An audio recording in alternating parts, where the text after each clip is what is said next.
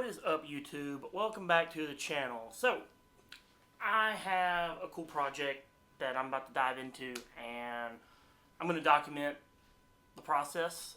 So this will probably be two videos. Is what I'm thinking right now. It'll be 2 videos, and so this is going to kind of be the before video. So, I have a friend who has bought this Squier Jazzmaster, and it's one of the. I got notes here. I'm professional. I got notes. This is a Squier Classic Vibe 60s Jazzmaster. So, I used to have a Squier Jazzmaster, and I actually bought it from this friend.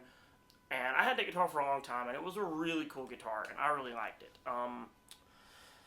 Admittedly, as everybody knows, I'm not like the biggest Fender fan in the world, but I do like Jazzmasters. I think Jazzmasters are cool. The pickups are really cool. I like the way they sound. The offset body, I really dig. I like a lot of things about the Jazzmaster that I don't typically dig about like Tellys and Strats. But for some reason, I've always gotten along with Jazzmasters. I think they're neat. I think they're cool looking. And I like the sound a lot more out of these pickups because they're not P90s, but they're a lot like a P90. They're like big, fatter single coils. So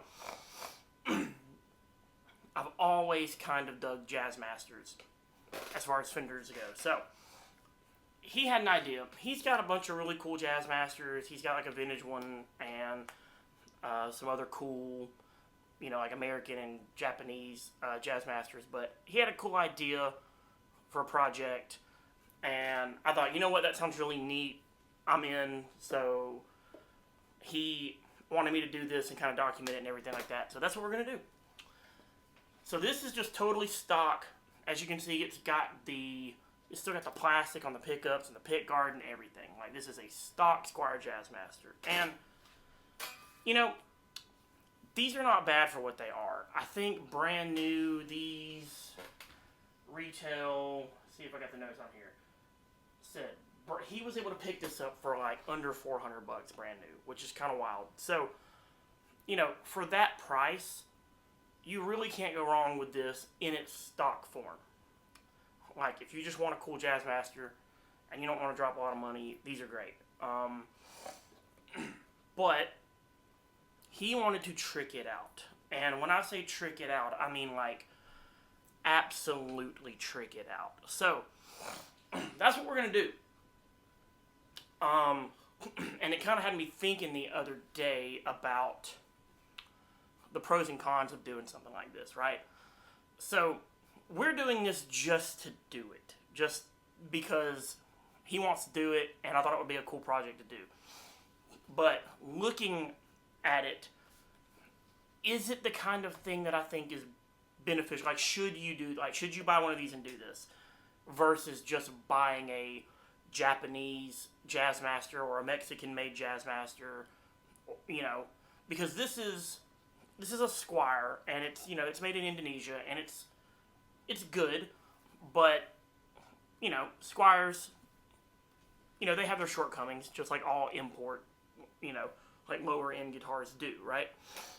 So at the end of all of this, that's gonna kind of be the theme here. Is like, is this actually worth the process, or should you just like get a Japanese or a Mexican made Jazzmaster, right? So when this is all said and done, we'll come full circle to that, and we'll kind of see where we fall on that. But this is something he wanted to do, and so we're going to get into it. So I'm going to do a demo of this guitar, totally stock, as it is, and we will compare that afterwards to all of the other things that we're going to do to this guitar. So what are we going to do to this guitar? Well, we're going to do a lot. So, let me show you some of the stuff. First thing we're going to do is, he's gotten a Japanese Fender Jazzmaster neck. So, this is an MIJ. I think it's like, I think he got this off eBay. It's like, I think he said it's from the 90s. So, this is a really nice neck. The finish is a lot different than the finish on that one, the neck on the stock Squier neck's a little fatter. This is a little more what I kind of expect out of like a Fender neck. That one's kind of beefy, which surprised me. So yeah, this is a old neck. It's got some marks on it and some stuff that we're gonna have to clean up a little bit, And whoever owned this neck before decided to plug the screw holes. I don't know why they did that. So we're gonna have to sand that out smooth. It's already pretty smooth, so we're not gonna have to do a lot of work. But then we're gonna have to re-drill the neck pocket holes, which isn't a big deal. So we're gonna fit this neck on there, and we have a Fender trim, a Jazzmaster trim system. So this is a much better trim system than the stock, like Chinese-made Squier trim system. The spring's a lot more robust. The parts are just a little heavier, just a little beefier, just a little better made, a little higher quality metal, right? So I'm gonna do that. We have Graphtec Tusk bridge saddles. So one of my biggest gripes with Jazzmasters is, and this stock bridge doesn't even have this, which is great. It kind of has these like different saddles, and there's just one slot for the string. But if you've ever played like an older style Jazzmaster, they have these weird bridge saddles that have like a bunch of little shallow slots in them, and you always have to kind of pick one and like file it out, because if you don't, the string will just like pop right out. Like I had that happen on mine all the time, and it had I put a Tune-o-matic on it. Like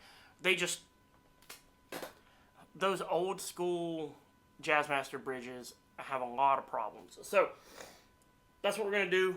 We're gonna swap this bridge out for that one, and then last but certainly not least is we have a Fender American Professional 2 pre-wired Jazzmaster pick guard. So this has come right out of an American Professional 2 Jazzmaster.